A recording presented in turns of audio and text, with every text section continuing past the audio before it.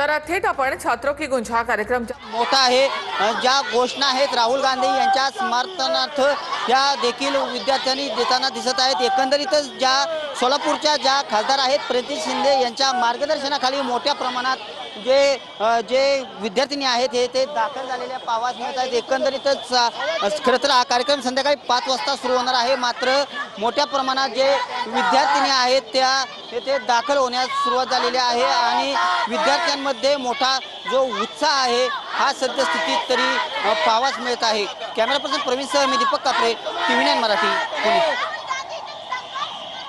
राहुल गांधी यांच्या या कार्यक्रमासाठी म्हणून इथे ज्या विद्यार्थिनी आलेल्या आहेत त्यांच्यामध्ये देखील तेवढाच उत्साह पाहायला मिळत आहे। थेट आपण योगेश बोरसे आपले प्रतिनिधी तिथे आहेत, तिथे जाऊयात। योगेश, या कार्यक्रमासाठी रजिस्ट्रेशन करण्यात आलं होतं, इथे बऱ्याच विद्यार्थिनी या ठिकाणी आता दाखल देखील झालेल्या आहेत। कुठून कुठून या विद्यार्थिनी इथे आलेल्या आहेत? राहुल गांधी त्यांच्याशी संवाद साधणार आहेत। या विद्यार्थिनींना एक प्रश्न विचारण्याची संधी देखील मिळणार आहे, तर असे काय त्यांचे प्रश्न आहेत जे राहुल गांधींना त्या विचारणार आहेत?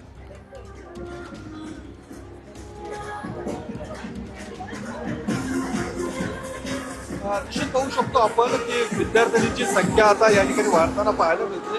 मोठ्या संख्येनं विद्यार्थ्यांनी या ठिकाणी पोहोचताना पाहायला मिळतात आणि राहुल गांधींशी संवाद साधण्याचा प्रयत्न या विद्यार्थ्यांकडून होणार आहे। काय नेमकं राहुल गांधींशी संवाद साधण्याचा प्रयत्न केला जाणार आहे का? राहुल गांधींशी काय नेमकं तुम्ही संवाद साधणार आहात? आज खरं तर राहुलजींनी जो प्लॅटफॉर्म मुलींसाठी दिलेला आहे की आपण हा पहिला कार्यक्रम असेल की जिथे मुली बोलणार आहेत, आपल्यावर होणाऱ्या अन्यायाला वाचा फुटणार आहे आणि तो प्लॅटफॉर्म राहुलजींनी उपलब्ध करून दिलेला आहे। यापेक्षा आणखी वेगळं काय म्हणजे हे असणार आहे। आम्हाला खूप आनंद होतोय की राहुलजी आज आम्हा सगळ्या देशातल्या मुलींसोबत आहे, महिलांसोबत आहे, त्यांच्या हक्कांसाठी आवाज उठवायला आहे।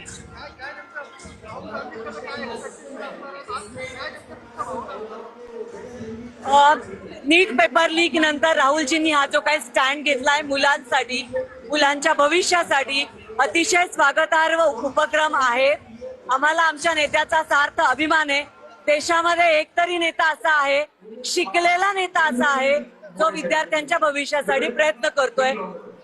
नीट पेपर लीक नंतर पुन्हा एकदा तुमच्याकडे येऊ। थेट आपण जाऊयात आमचे प्रतिनिधी सुनील काळे यांच्याकडे। सुनील, मोठ्या संख्येनं विद्यार्थिनी या ठिकाणी आलेले आहेत, कशा प्रकारची व्यवस्था आहे? या एक संवाद साधण्यासाठी एक वातावरण निर्मिती देखील त्या ठिकाणी करण्यात आलेली आहे, कशा प्रकारचं स्टेज आहे, काय नेमकी व्यवस्था असणार आहे?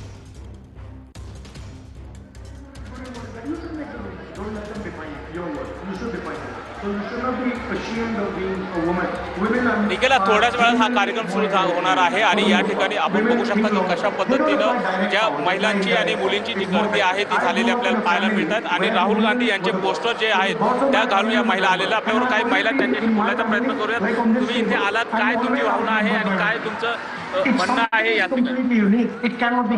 सर, आम्ही सगळे इथे आलेलो आहोत कारण हा कार्यक्रम जो आहे तो एक्सक्लुसिव्हली मुलींसाठी आहे आणि आपण बघतोय की जन्मल्यापासून मृत्यूपर्यंत मुलींना, महिलांना किती वेगवेगळ्या प्रकारच्या समस्यांचा सामना करावा लागतो। तर त्यातली प्रामुख्याची एक महत्वाची समस्या म्हणजे वुमन सेफ्टी। ते नवजात जन्मलेली मुलगी असू द्या किंवा एकदम वयस्क आजी असू द्या, त्यांना सुद्धा एक सेफ्टीचा किंवा सुरक्षिततेचा सामना करावा लागतो। त्याच्यामुळे आपल्या माध्यमातून मला राहुल गांधींना एक सांगायचं आहे की महिला सुरक्षितता ते जे आहे, आज आपण शिक्षणावर काम करतोय, जसं आपण बघतोय की ग्रामीण भागातल्या लोकांना किंवा शेतकऱ्याच्या मुलाला म्हणा, शेतकऱ्याला म्हणा, त्याला जर का त्याच्या मुलाला चांगल्या स्कूलमध्ये टाकायचं असेल तर काही लिमिटेशन्स येतात, पण तेच शहरा ठिकाणी आपण बघितलं तर आपल्याला बरेच ऑप्शन्स अवेलेबल दिसतात। तर आपल्या माध्यमातून सगळ्यात महत्वाची गोष्ट मला एक सांगायची आहे की शिक्षणाचं राष्ट्रीयकरण झालं पाहिजे। KG ते PG, मग ती मुलगी असो की मुलगा असो, सर्वांना समान अधिकाराने शिकता आलं पाहिजे। दुसरं म्हणजे वुमन सेफ्टी, महिलांना जो जन्मल्यापासून मृत्यूपर्यंत। धन्यवाद। राहुल गांधी सायंकाळी 7:10 जेनझींसोबत संवाद साधणार आहेत। याआधी त्यांनी नेत्यांशी या ठिकाणी चर्चा केली आहे। महाराष्ट्राच्या राजकारणात